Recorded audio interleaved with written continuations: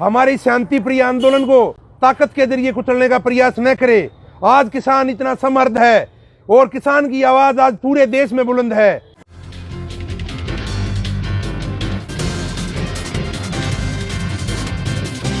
Hello, नमस्कार। मैं आपके साथ सर्वेश कुमार। TRTI टीवी पर आपका स्वागत है। तो चलिए शुरू करते हैं।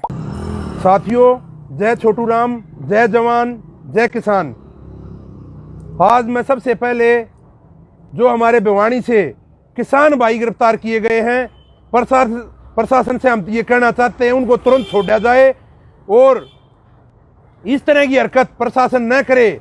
हमारी शांति प्रिय आंदोलन को ताकत के जरिए कुचलने का प्रयास न करे। आज किसान इतना समर्थ है और किसान की आवाज आज पूरे देश में बुलंद है। जो आज बंगाल में किसान की जीत हुई है, ये जीत ममता की नहीं है, जीत किसान की है। अगर किसान के साथ अत्याचार होगा तो जो है ये हमारे निक्कर वाले भाई हैं, इनके साथ हर जगह यही हालात होंगे जो बंगाल में हुए।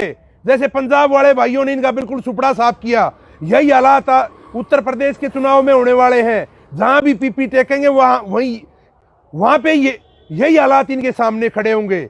और आप सबको हम ये बताना भी चाहते हैं कि ये जो महामारी का नाम लेके ये लोग इस आंदोलन को अपने ताकत के जरिए जो कुचलने का प्रयास था, इसमें ये हर मोर्चे पर विफल हैं।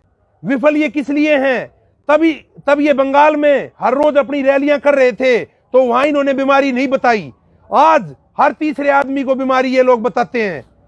जहां पे भी ये अपनी रैलियां करते हैं, अपनी जनसभाएं करते हैं, ये 1 लाख की तादाद में करते हैं, 2 लाख की तादाद में करते हैं, तब ये कहते हैं भीड़ ज्यादा आई। आज किसान अपने मकानों में बैठा है। ये किसानों का गांव है, ये अलग जगह नहीं है, ये किसानों का गांव है या किसानों की कॉलोनी है।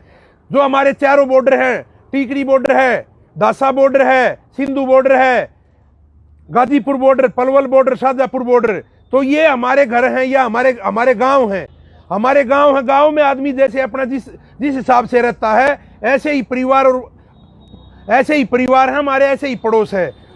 आप लोग देख सकते हैं कि हम पूरे डिस्टेंस का भी पालन करता है किसान। हर चीज का मास्क वगैरह भी हम अपने साथ रखते हैं और जो टीके वगैरह जो लगते हैं वो हम अपना ट्रीटमेंट किसान खुद प्रीपेयर है। अभी तक एक भी किसान की मौत नहीं हुई है। किसान की मौत क्यों नहीं हुई? किसान संघर्षशील है, इम्यूनिटी अच्छी है। और हमने सभी भाइयों को कहा भाप वगैरह लेते रहो, आप मजबूत हो।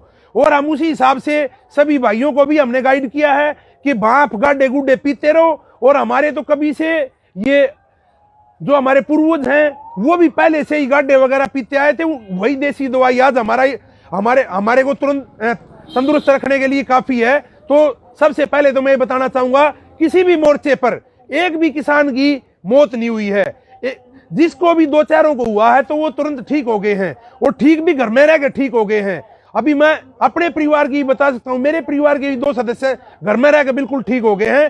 तो ये बीमारी है, बीमारी ऐसी है जैसी खांसी जुकाम है। तो इसकी सभी भाइयों को मैं कहना चाहूंगा, इसकी देखभाल करें, गर्म पानी वगैरह गाड्डे वगैरह पिए। कोई इतनी बड़ी बीमारी नहीं है। बड़ी बीमारी तो आप लोगों ने खत्म कर दी। बड़ी बीमारी तो बंगाल में घुस गई थी जो आपकी आने वाली नस्ल भी खराब कर देती, वो आपने वहां से खत्म कर दी। तो बड़ी बीमारी को आप लोग समझ जाओ। बड़ी बीमारी पहले नगर पालिका के चुनाव में पंजाब में खत्म कर दी थी। इस तरीके से जो हमारी अगली आने वाली नस्ल को भी खराब करेगी, हमारे लिए बड़ी बीमारी वो है, उसका हर जगह से सफाया करो। और किसान भाई ऐसे ही मजबूती से बने रहो। आज आप लोगों की ताकत पहले से जिस दिन आगे बैठे उससे भी 10 गुना ज्यादा बड़ी है। और आप सभी भाइयों से मेरा यही सुझाव है, मेरा यही अनुरोध है, अपने मोर्चों पे बैठे रहें। और जो चीज है मास्क वगैरह, सैनिटाइजर, हम हर चीज का पालन करते हैं। और ये हमारे मकान है, हमारे घर हैं, इसमें हमारे को कोई भाई हमारी तरफ आंख उठा के भी अगर देखेगा तो पूरे भारतवर्ष का किसान ये बर्दाश्त नहीं करेगा और तुरंत पूरे भारतवर्ष का किसान यहाँ इकट्ठा हो जाएगा। और हम नहीं चाहते हम यहाँ किसान को इकट्ठा करें। और हम आप लोगों से भी पूछना चाहते हैं, आप लोग जब किसान कम होते हैं तो कहते हो किसान चले गए, आंदोलन टूट गया, किसान कम हो गए। हमारे काम भी खत्म हो गया। हमने गेहूं कटाई भी कर ली, हमने सरसों की कटाई, हमारी सारी फसलें, हमारा गन्ना भी मिलों में डल गया। अब हमारे को तय करके बता दो, आपको कम चाहिए तो कम रखे हम, आपको ज्यादा चाहिए तो आज पूरे भारतवर्ष का किसान इकट्ठा है, आपको हम दिल्ली में करोड़ों किसान भी दे देंगे। लेकिन अब आप ये हमारे को बोल बतला गए, ये बात बता दो यहाँ कम रखने हैं ज्यादा कम होते हैं तो पत्रकार भाई कहते हैं किसान कम है। तो मैं पत्रकारों से और सरकार से कहता हूँ अपना तालमेल बना गए, हमारे को ये बता दो हमारे को कितने भाइयों को यहाँ रखना है, हम उसी हिसाब से जाने वाले हम यहाँ से हैं नहीं। क्योंकि किसान आया था तो उस दिन एक ही बात थी, बिल वापसी तो घर वापसी। तो आज भी किसान की वही बात है, उसी मजबूती के साथ, बिल वापसी तो घर वापसी। बिल वापसी के बगैर किसान नहीं जाएगा, किसान जाएगा तो सम्मानजनक जाएगा। और सभी भाइयों से अनुरोध है अपने घरों में अपने बच्चों का भी ख्याल रखें और गर्म पानी वगैरह पीते रहें। ये कोई महामारी नहीं है, महामारी वो होती है जिसके आते ही आदमी खत्म हो जाता है। इसमें ये खांसी जुकाम है, इसको शुरुआत में पकड़ो और ये ठीक होगी। और जो भी गाइडलाइन है छोटी मोटी अपनी दवाइयां अपने घर में रखो, और ये इतनी बड़ी बीमारी नहीं है, कोई भी भाई डर के ना भागे। और इस बीमारी में भी हमारे भाई बढ़ चढ़कर मदद कर रहे हैं। हमारे खालसा एड वाले भाइयों ने स्पेशल डेड बॉडियां भी, वो पूरी दिल्ली से डेड बॉडियां भी शमशान घाट में पहुंचाने का काम करते हैं। तो ऐसे में अपने अड़ोसी पड़ोसी की किसी से भी दूर मत भागो, मदद करो। इस टाइम पे आपस में मदद करो, बात प्लाज्मा की हो, हर चीज की आपस में, सभी भाइयों की आपस में सपोर्ट करो। बीमारी में आपस में मदद करते हैं। कुछ तो ऐसा माहौल बना रखा है, दूर नहीं भागते भाई। चाहे किसी को अंतिम संस्कार की बात हो, कल मैं गया, हमने खुद पकड़ के डेड बॉडी रखी अंतिम संस्कार के लिए गंद रखा। तो मैं हर भाई से कहना चाहूंगा इसमें मदद करो, इसमें भागो मत। बीमारी है, आ जाएगी, 15 दिन में बिल्कुल भी खत्म हो जाएगी। तो इसमें कोई भी भाई इससे दूर ना भागे। और हर जगह जो मैं सैल्यूट करता हूं अपने सिख भाइयों को, सभी गुरुद्वारों में आज किसानों ने साबित कर दिया कि सभी गुरुद्वारों में ऑक्सीजन का लंगर लगा रखा है। अभी मायापुरी का मैंने इस पे पेज पर डाल रखा है, हमारे सिख भाइयों ने फ्री एक लंगर के रूप में फ्री सिलेंडर भर रहे हैं ऑक्सीजन के। हमारे मुसलमान भाई यही दिल्ली की मैंने अपने पेज पे डाल रखी है, फ्री सिलेंडर भर रहे हैं। तो आज जो स्थिति है, ये धर्म जात बरादरी से ऊपर उठ के और सभी भाई आपस में मदद करें। और किसान भाइयों ने परिचय दे दिया है, किसान भाई लगातार ये काम कर रहे हैं। हम एम्बुलेंस आती है तो उसको पायलट की तरह 100 की स्पीड में धरनों से निकालने का काम करते हैं। अभी मैंने यहां भी देखा, कल सिंधु बॉर्डर भी स्पेशल पायलट है, हमने किसान भाइयों ने छोड़ दिया। ऑक्सीजन की गाड़ी आती है, हमने उनके लिए भी सीधे रास्ते खोल दिए। अब कोई रास्ता बंद कर रखा है, स्वयं सरकार ने कर रखा है। और हमने पहले भी बताया था, और आज से 4 दिन पहले की बात है, यूपी पुलिस और दिल्ली पुलिस दोनों बुला के गाजीपुर बॉर्डर पे खुद राकेश टिकैत ने मेरी मौजूदगी में, वहां पे मेरे आगे की बात है, तो हमने कहा उनको, पुलिस वालों को, दोनों पुलिस बुला के, भाई आप अपना सीधा रास्ता करो, स्टेज के पास से एम्बुलेंस और ऑक्सीजन की गाड़ी को बिल्कुल 100 की स्पीड से जाने दो। अब अगर ये लोगों में भ्रम की स्थिति फैलाना चाहे तो सभी भाइयों को सावधान रहना है। सभी धरनों पे हमने एम्बुलेंस और ऑक्सीजन की गाड़ी के लिए स्वयं पायलट भी दे रखी है, और अपने रास्ते खोलो, गद्दा गद्दा हम खुद भी मदद करने के लिए तैयार हैं। और ऐसी कोई बात है, किसान ड्यूटी करने के लिए तैयार है, कहीं भी ऑक्सीजन की गाड़ियों की। वैसे भी हमारे को कोई जिम्मेवारी, अगर कोई भी सरकार, सेंटर सरकार या दिल्ली सरकार ऐसी जिम्मेवारी इसमें बढ़ चढ़कर मदद करने की, तो वो भी हम निभाने के लिए तैयार है।